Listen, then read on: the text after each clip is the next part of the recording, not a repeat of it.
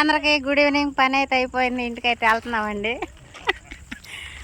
Uncle hi చెప్పండి. చేను గల అంకుల్ అండి. ఈరోజు అయితే అంకుల్కి పనికి వచ్చింది. ఆమెన్.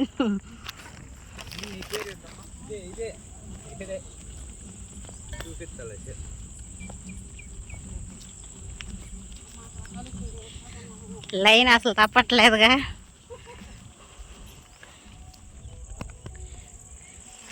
టైం అయితే 5 అయిపోయిందండి, 5 దాటింది.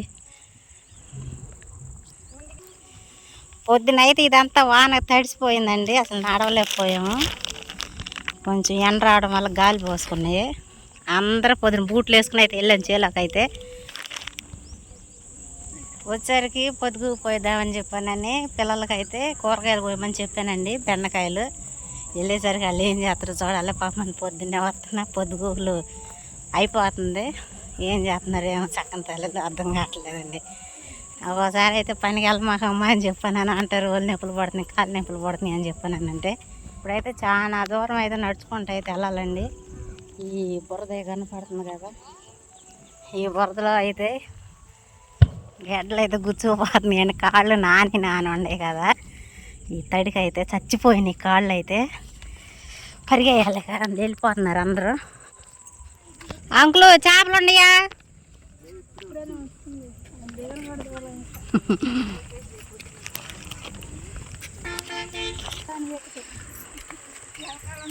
ఆటో అయితే వచ్చేసిందండి.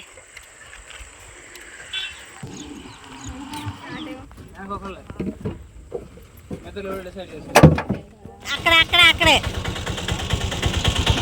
పా పా.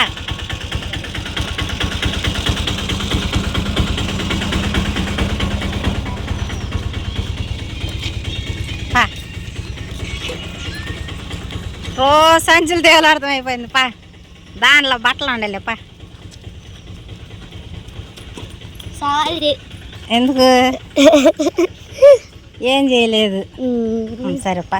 అక్కాయి హోంవర్క్ రాస్తుంది, కలర్లు అడిగింది. సంచి రోజు తవులాడుతామేనండి. ఏం తెచ్చానని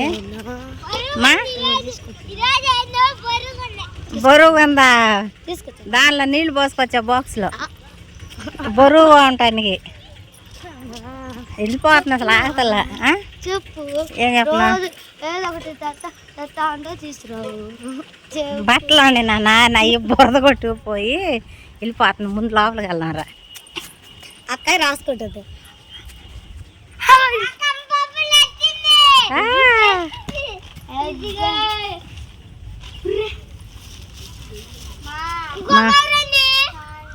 అయ్యేం లేనా బొత్తగా బట్టలు అయ్యి చింపేసి అది ఏరు పోమేరులే సొక్కలా ఉంది. ఆ బట్టలు అంటుకోమాక నాన్న మురికి పైకి చేతులు కడుకోండి. నేను నువ్వు చేయొద్దు, పడుకుంటే పని లేకపోతే స్నానం చేసి పడుకో. ఎందుకు? మేమే చేస్తా. సరే పునుగులు తెచ్చి లేకండి. 3 పొట్లాలమ్మా. లేకండి పొద్దుకుపోయింది. లేకండి కవర్ చింపేనా? రావట్లేదు.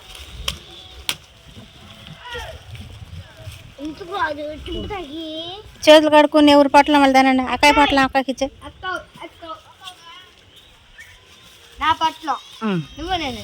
నాకు వద్దులే మీరు తినండి.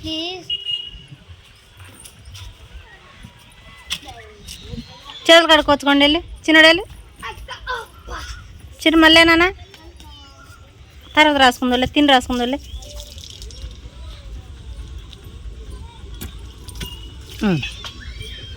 ట్యాప్ పిరిగిపోయిద్దమ్మాయా చలారం లేనా నువ్వు వెళ్ళే సిరి. ఇప్పుడు ఈ డిజైన్ వేయాలంటండి. ప్రాజెక్ట్ వర్క్ అంటే నాకు ఆ రోజుల్లో తెలియదు సిరి. నిజం మాకు అయ్యేం తెలియదు. అంటే 10 రూపాయలు. వేరే చోట అయ్యే పునుగులు 20 రూపాయలు నాన్న. పునుగులు బాగుంటాయి. నిజం అమ్మా. 20 రూపాయలు. ఇదిగోండి కర్లపాలెం. ఇది కర్లపాలెంలో పునుగులు నాన్న ఒకసారి ఇప్పించాడు. అక్కడ బాగుంటాయి. అక్కాయ తీసుకొస్తున్నారు.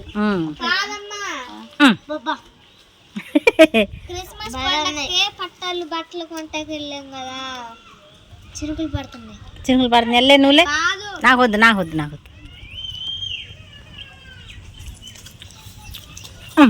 వద్దు అమ్మాయ.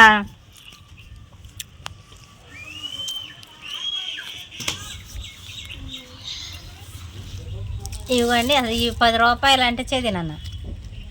ఇవ్వండి, ఈ 10 రూపాయలు అంటే అది మామూలు విషయం కాదు. చిన్న చిన్న పునుగులు 20 రూపాయలు, రవ్వ పునుగులు మళ్ళీ అందులోను 20 రూపాయలకి ఎంత 10 వేస్తారు. బాగున్నాయిసిరుగా. తిను. అన్నం అందా పొద్దుడిది ఉందా? సర్లే.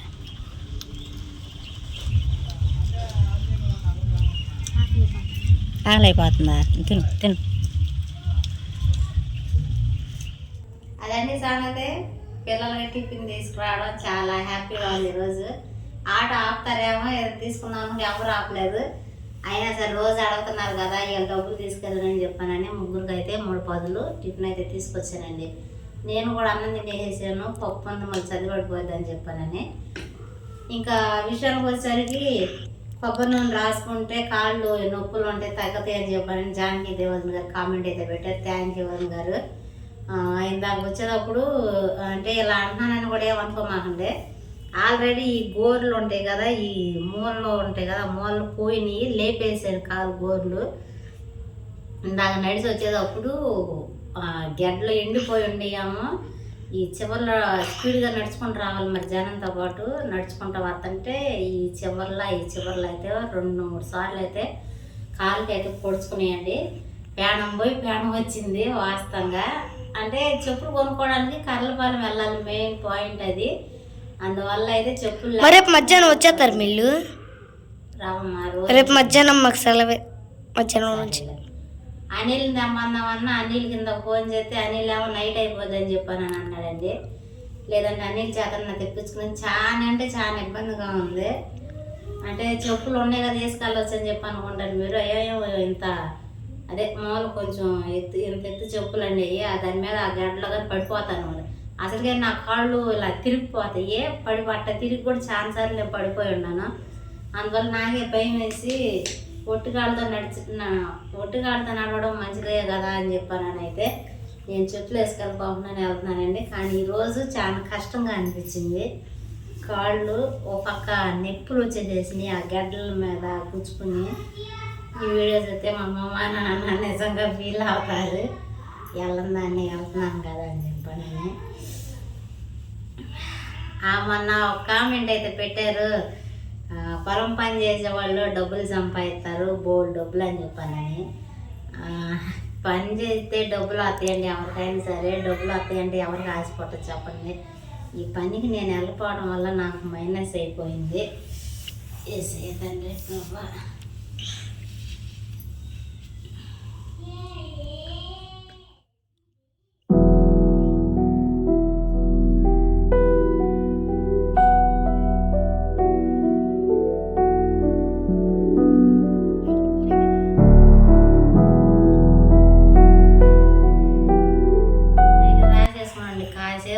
రెస్ట్ తీసుకోవాల్సింది ఖచ్చితంగా. ఈలోపు మీరు వర్క్ ఉంటే వర్క్ రాసుకోండి, పని ఉంటే పని చేసుకోండి, సరేనా?